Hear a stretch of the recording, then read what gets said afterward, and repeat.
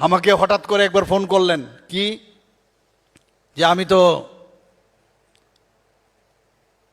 আমরা যে দাবি দাওয়া আছে সেইগুলো যেহেতু হচ্ছে না, আমি হাঙ্গার স্ট্রাইকে যাব। আরে হাঙ্গার স্ট্রাইকে আপনি যাবেন? আনটু ডেথ। আমাকে ফোন করলেন যে মুখ্যমন্ত্রীজি এরকম, আমি তো মানে কালকে আমরা তো বসে যাচ্ছি সেই বড়মোড়া পাহাড়ে হাতাই কোতরে, তা আমি বললাম আপনাকে কে বলেছে এইসব ঘোষণা দেওয়ার জন্য? বললা আমি তো মরে যাব। আরে তা আপনাকে কে বলেছে এই ধরনের হাঙ্গার স্ট্রাইক করার জন্য? এবং ওনার বহু জায়গা থেকে আমাকে বলছে আরে ऐसा ऐसा হ্যাঁ তাড়াতাড়ি করুন কিছু একটা।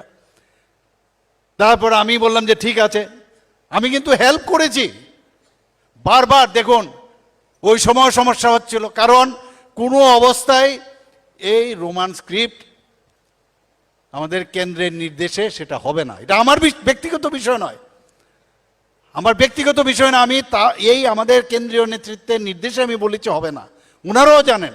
একবার সেটা গেল, তারপরও সে একই প্রেশার ইত্যাদি ইত্যাদি সবসময় কন্টিনিউয়াস।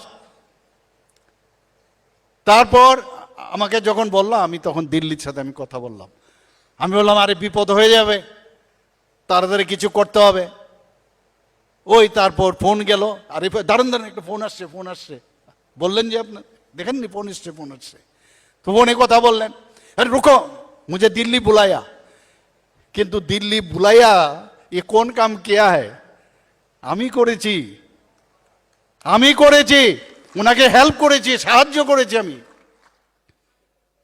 গেলেন দিল্লি যাওয়ার পরে যাই হোক, এটা আমাদের মৌ হয়েছে, সেখানে একটা অ্যাকর্ড হয়েছে। অ্যাকর্ডের মধ্যে কি লেখা আছে? অ্যাকর্ডের মধ্যে লেখা আছে যে আমরা 6 মাসের মধ্যে কোনো আন্দোলনে যাব না।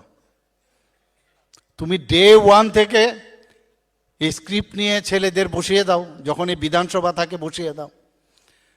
কখনো পুষ্পবন্ত প্যালেস নিয়ে গন্ডগোল করো, কখনো 14 দেবতার বাড়িতে প্রবলেম নিয়ে এখানে ডেভেলপমেন্ট করতে যাচ্ছি আমরা। কাদের জন্য? সবার জন্য। এখানে সেখানে মানে সব জায়গার মধ্যে কিছু না কিছু একটা প্রবলেম। এই যে হিন্দিওয়ালা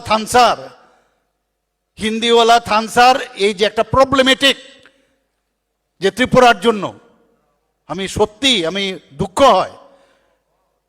এখন বলছে যে আমাদের দাবি দাওয়া কেন মানা হচ্ছে না, এতদিন কেন? আরে তুমি আমাদের কার্যকর্তাদের মারবে, পিটবে, তাহলে কি করে হবে? প্রধানমন্ত্রী মন কি বাত অনুষ্ঠানের আমাদের জনজাতি যারা ইভেন একটা বড় টিভিও নেই, মোবাইলের মধ্যে দেখছিল, তাদের ঘরের ভিতর গিয়ে মারধর করেছে, আপনারা সবাই জানেন। ওনারা বলছেন আমি তো বারবার, আমি মানে আমাদের সরকারের, উনি যেরকম বলেন আমি খালি বলতে থাকে আমি ইসকো ইয়ে বানায়া, আমি উসকো ও বানায়া, আমি উসকো ইয়ে বানায়া। আমাদের ভারতীয় জনতা পার্টির মধ্যে আমির শব্দ নেই।